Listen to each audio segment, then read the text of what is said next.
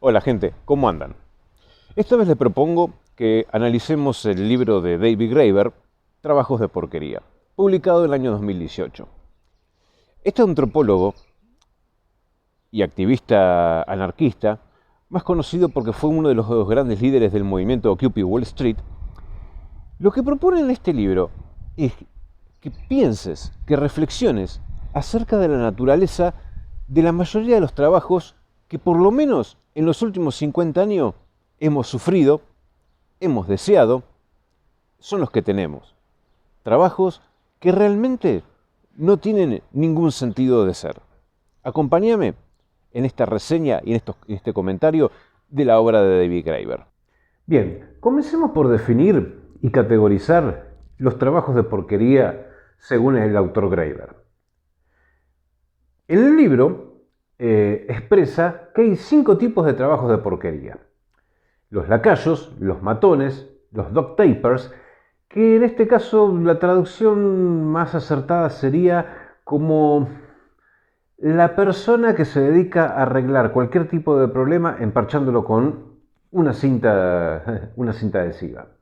Después están los box ticker, que imagínense como una persona que su única tarea, lo único que tiene que hacer es ir marcando un tilde en una planilla, normalmente en una casilla, por ejemplo, de una hoja de encuestas. Esos son los box tickers.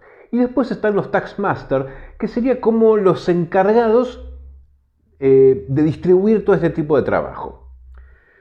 ¿Por qué surgen estos trabajos de porquería? En realidad, el trabajo antropológico que realiza este autor no es tanto una crítica al capitalismo, aunque él es un anarquista y fue un pensador y un investigador muy vinculado a movimientos anarquistas de izquierda. Graeber lo que dice, el problema no es el capitalismo, porque incluso los trabajos de mierda de algún modo contradicen las teorías más vinculadas al socialismo, al marxismo, a la izquierda. ¿Por qué? Porque pensemos, la misma definición de las categorías de los trabajos de porquería. Mencionamos a lacayos, matones, los que se dedican a arreglar todo en forma improvisada, simples contadores, los box ticker, y los que supervisan todas las distintas tareas. Esto era más propio de la sociedad feudal. Pensemos, por ejemplo, en el ámbito de un castillo, que existía un mayordomo, en este caso sería el taskmaster, los lacayos, que los había de todo tipo. Y en general, los trabajos de porquería, según Graeber, de lo que más abunda son los lacayos. Piensen en el portero de un edificio, que no es el portero que se dedica a lo que es mantenimiento de limpieza, sino simplemente su tarea es abrir la puerta cada vez que ingresa o que sale alguien del edificio. Se ha visto mucho en las películas, más que nada, por ejemplo, en Manhattan, en esos edificios de lujo, en los penthouse de la Quinta Avenida, donde hay un portero, normalmente una persona ya más en edad de jubilarse, vestida con un traje muy, muy típico, que lo único que se dedica es abrir y cerrar la puerta, tanto de la puerta del edificio como si alguien, por ejemplo, solicita un taxi. Los matones serían los trabajos en donde de manera compulsiva, casi diría extorsiva, fuerzan a los consumidores, a los clientes, a quienes van a ofrecer sus bienes y servicios, a consumirlos sí o sí. En general, en la categoría de los matones podemos encontrar el ejemplo más típico que pone Graeber es el del telemarketer, en donde en forma insistente e incluso enojándose te obligan a que vos consumas el producto o servicio que te están ofreciendo y no aceptan un no por respuesta. E incluso pueden llegar a ser siendo muy molesto. Y esto es un dato que lo pongo aparte, han existido casos de empresas de telemarketing que han iniciado demandas y juicios a los clientes que le han rechazado o le han colgado la comunicación de telemarketing por simplemente decir te lo agradezco, no me interesa lo que me estás ofreciendo, por el momento no. A esos clientes que rechazaron el servicio, le han establecido demanda. Es como que el matón te dice, vos estás obligado. En general, por ejemplo, el ejemplo que da de los duct tapers son más que nada, por ejemplo, los encargados de, se ve esto mucho en las industrias la industria del software, los que se dedican a hacer un control de calidad o testeo de calidad en el software que se está desarrollando y corregirlo mediante algún parche eventual. ¿Cuáles son esto lo expresa en el libro? En general, las opiniones de los duct tapers te dicen los problemas que tenemos que corregir, los parches que tenemos que hacer, son problemas totalmente evitables. Son problemas que incluso en la fase donde se diseña o se piensa el software, se deberían contemplar y decir, bueno, sabemos que este problema, nos vamos a encontrar este problema. A la hora de diseñar, de programar, de desarrollar todo el software, sabemos que por este camino no tenemos que ir porque no vamos a encontrar este problema. Generalmente es que lo que hacen las empresas no lo hacen. El problema, sí, van derechitos al problema, porque tienen que justificar que exista un departamento llamado de control de calidad, de testeo, donde están los duct tapers, que justamente tienen que justificar su trabajo. Saben cuál es la falla que va a ocurrir, cuál es el parche que hay. Y muchas veces también sucede que los propios duct tapers provocan los fallos dentro de todo el circuito productivo donde están insertos para justificar su trabajo. Los box tickers, piensen también en que es una imagen muy habitual que se da, por ejemplo, en los emprendimientos ganaderos, donde hay un empleado que está al final de la manga o arriba de una camioneta o en una tranquera y que lo único que hace con un cuentaganado, que muchas veces puede ser un cuentaganado artesanal realizado en cuero o con un cuentaganado, un ticker justamente, mecánico o incluso electrónico, ¿viste? Porque hay aplicaciones en los celulares que sirven para tal fin, que lo único que hace es ir contando la cantidad de vacas, de animales que van pasando por la manga. En general, estos empleos, antes de ir a terminar con los Taskmaster, en general estos empleos son fácilmente reemplazables por la automatización. Y esto no es algo que surgió con la revolución digital, ni con las computadoras, ni con la robótica. Surgió con la propia revolución industrial. La revolución industrial, cuando comenzó a surgir hace unos 400 o 500 años, dependiendo del país, en Europa, no solo vino a romper con las estructuras políticas y económicas del feudalismo, sino que fue a cambiar radicalmente lo que era la oferta y la demanda laboral. Estos empleos, lacayos, matones, los emparchadores, los que hacen control de inventario en forma mecánica, los supervisores de todos ellos, que sean como una especie de los mayordomos, eran empleos del feudalismo. Y eran empleos necesarios y coherentes con el orden feudal. La revolución industrial vino a cambiar todo esto. Estos empleos iban a desaparecer. Por supuesto que surgieron nuevos. Y no solo por la mecanización de la revolución industrial, el telar mecánico y demás, sino también porque iban a cambiar justamente las relaciones sociales entre quién tiene los medios y los modos de producción y quién tiene nada más que su fuerza de trabajo. La relación entre el burgués capitalista y el obrero proletario no es la misma que la del señor feudal con el servo de la gleba. El problema que empieza a ver Graeber, con todo el estudio antropológico que realiza en su libro, que en algunos países él lo empieza a ver ya a principios de la década de 1960.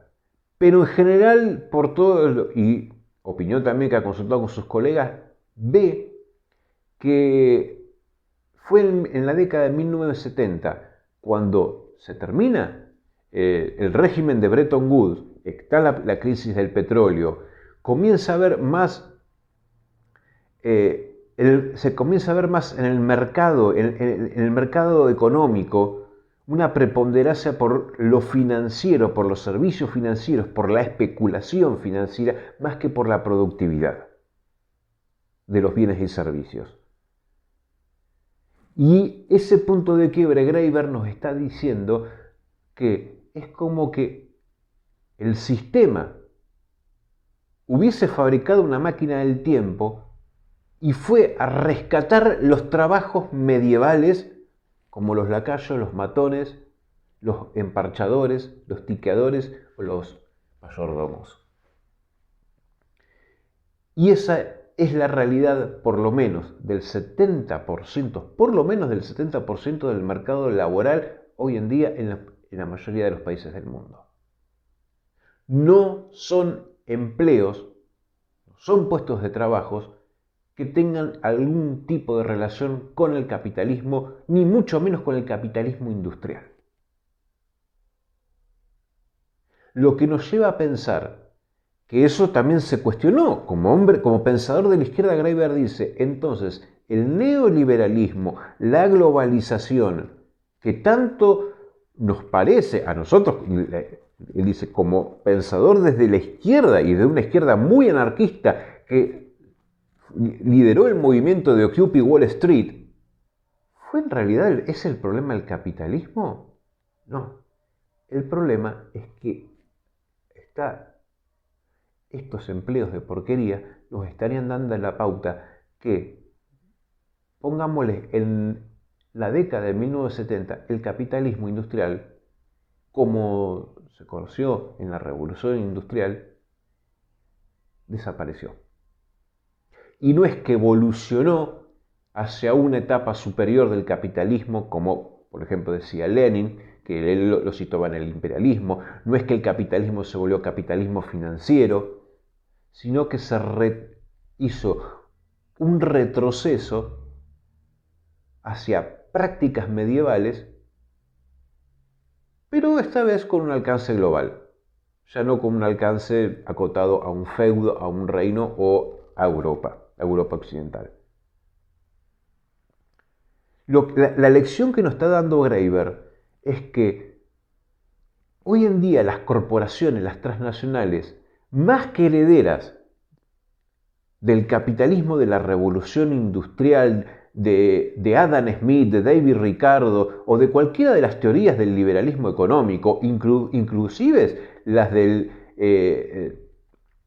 la escuela austríaca ya en el siglo XX, las corporaciones hoy en día son más herederas de los señores feudales del medioevo. De hecho, se comportan como si fuesen casas reales, donde las relaciones son muy de aristocracia. A ver, en muchas partes del libro Graeber dice, ¿por qué entonces los empresarios, los inversores, sabiendo que esto no es capitalismo, que esto es orden feudal, ¿por qué invierten tanto dinero en armar estas burocracias que realmente no tienen ningún sentido productivo? Hasta incluso pueden atentar contra la lógica básica del capitalismo, que es obtener mayor ganancia. Dice, porque ahí entran las cuestiones aristócratas. ¿Para qué un CEO o un dueño de una empresa quiere tener un lacayo en versión moderna? Ya no es el lacayo medieval que estaba parado con la bandeja de vino esperando que el rey o que el príncipe deseara tomar un trago, sino que hoy el lacayo está representado por la recepcionista, la telefonista, la secretaria ejecutiva, el encargado de relaciones públicas. ¿Por qué necesitan este tipo de empleos? Porque son los que les dan prestigio. Como en la época medieval, muchas veces el señor feudal obtenía prestigio por el castillo que construía y por la cantidad de sirvientes que tenía. Y hoy en día lo vemos. Las empresas, cuando por ejemplo van a anunciar, la mejor manera que tienen de anunciar de que van a hacer una fuerte inversión en una ciudad en donde se van a localizar, ¿qué es lo que hacen? Vamos a inaugurar el edificio de la empresa tal. Se anuncia con bombos y platillos, es donde más se invierten, son los castillos modernos. Las torres corporativas son herederos de los castillos modernos, no del telar automático de la revolución industrial, de la fábrica fordista. El CEO no tiene nada que ver con un Henry Ford. Tiene más que ver capaz que con algún noble del 1300, del 1400. Y es más, entre los trabajos de porquería que no tienen sentido de ser, que ahí, por ejemplo, ahí más que nada están los taskmasters, los mayordomos. Está, por ejemplo, los que son los encargados de las publicaciones internas de las corporaciones, las redes sociales internas, o el grupo de Facebook, el grupo de WhatsApp, el grupo de Twitter, de Instagram corporativo, que únicamente, o de Telegram, que únicamente es para consumo interno de los empleados, donde están las novedades del día a día. Y en general, ¿qué es? Es una plataforma de exaltar las vanidades de la empresa y de los gerentes o de los dueños de la empresa. Hasta incluso tienen sus propias publicaciones. Estas cuestiones de vanidades me hace acordar cuando en la época medieval un noble contrataba a un juglar para que decía, como por ejemplo lo parodió el grupo humorístico argentino Les Luthiers con Ben Juglar y cuenta mis hazañas. Bueno, esto es lo mismo. Llaman a los juglares modernos para que cuenten las hazañas de qué lindo es la empresa. En la jerga laboral del día a día en la Argentina hay una frase muy típica que dicen, las empresas cuando te reclutan, cuando te contratan, esperan, pretenden que vos te pongas la camiseta de la empresa. Con una analogía a como si fuese un club de fútbol donde vos tenés que vestir la camiseta y sentir la camiseta, que la pertenencia. Este deseo que tienen muchas veces alentados de los departamentos de recursos humanos, que entienden una cosa, en el capitalismo industrial duro de la fábrica, orientado a la producción y a la obtención de ganancias, no existía el departamento de recursos humanos. Los departamentos de recursos humanos comenzaron a aparecer en el ámbito financiero y en el ámbito bancario y se empezaron a popularizar justamente, como dice Graeber en su libro, en la década de los 70. Esto de ponerse la camiseta muy alentado por los departamentos de recursos humanos, ¿qué es lo que te está diciendo? No vas a trabajar en una empresa por un buen salario, por perseguir una carrera profesional o una carrera laboral, por simplemente, como muchas veces dice la teoría de la izquierda, es el obrero no le queda más otra cosa al proletario que vender su tiempo y su fuerza de trabajo a cambio de un salario y bueno, eventualmente sería explotado por un maldito burgués capitalista. Ni siquiera por eso. No, te están vendiendo una cultura, una experiencia, un entorno social, un modo de vida, una pertenencia. Eso era muy típico y también a veces una protección. Esto era típico del orden feudal.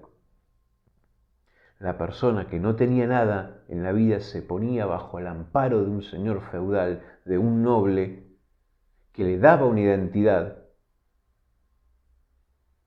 porque vos pertenecés al ducado de York, pertenecés al condado de Sussex. Eso era lo que te daba la identidad, donde incluso tenían sus propias fiestas, sus propias costumbres culinarias, su modo de vestir, sus símbolos. De ahí vienen también lo que es los escudos nobiliarios. Los logos de las empresas serían los herederos de los escudos nobiliarios. Cuando en su momento tuve que estudiar todo lo que fue el proceso de revolución industrial, a mí lo que me sorprendió que, por ejemplo, que la fábrica del siglo XIX y principios del siglo XX era un edificio industrial gris, anónimo, sin ninguna estética que lo diferenciara, no tenía diferencia con la fábrica de la competencia. Las naves industriales estaban fabricadas y muchas veces capaz por las mismas empresas, de un mismo modo. Había una racionalidad. Y quizás lo único que había en la entrada era un cartel que decía, por ejemplo, Ford Motor Company y nada más.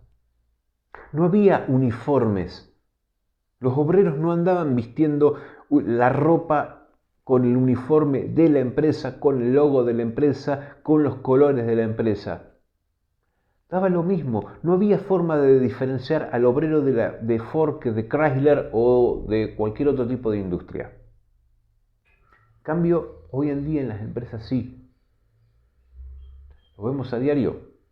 Pensemos, por ejemplo, en un símbolo de la empresa exitosa estadounidense, como puede ser, por ejemplo, McDonald's o Burger. Tienen su uniforme, tienen sus colores, tienen su identidad. Es lo que llaman la identidad de marca. Pero eso es como, son sus escudos nobiliarios.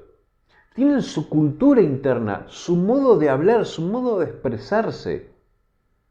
Hasta también creo que buscan una estética física en sus empleados. Más allá del rango etario y eso también puede llegar a cuestiones también de discriminación. Tienen también un comportamiento, por ejemplo, en la cuestión de matones. Uno va, por ejemplo, va dispuesto a decir, quiero simplemente, por una cuestión hasta de gusto o de disponibilidad monetaria, decir, simplemente quiero consumir tal producto en McDonald's. Y enseguida, pero mire que por el agregado de un poco más de dinero, usted puede agrandar su combo. No, gracias. Y siguen insistiendo, no, pero vos tenés que, ¿pero por qué? Porque ellos no están interesados en que vos consumas el resto de la carta que te ofrecen. Quiere que consumas justamente lo que viene en el agregado. Así que bueno, les recomiendo que les voy a dejar abajo en la descripción un link donde pueden encontrar el libro de Graeber. Consíganlo en formato digital, en formato físico, porque la verdad que vale la pena leerlo porque nos hace reflexionar mucho acerca de las crisis que estamos pasando en cuestión laboral, las crisis económicas, porque pensemos, si el 70% de los empleos en el mundo son empleos de porquería, no nos sorprendamos de que exista tanta asimetría entre los más ricos y los más pobres, que haya crisis económicas frecuentes, que haya gente que no pueda acceder a los alimentos básicos, a los servicios básicos. ¿Pero por qué? Porque nadie los es primero, porque nadie los está produciendo. Y también es una reflexión para nosotros, independientemente de nuestra desesperación, independientemente de nuestras necesidades, ¿qué calidad de trabajo estamos dispuestos a realizar? Porque entiendan una cosa, y esto también va asociado con una crisis educativa. Para realizar cualquiera de los trabajos de estas 5 categorías, prácticamente no se necesita ningún tipo de nivel educativo. Es más, ni siquiera la escuela secundaria. Que tengan un buen día, gente. Recuérdense, suscríbanse. Les dejo también abajo los links a todas mis redes sociales y nos estaremos viendo en el próximo video. Chao, hasta luego.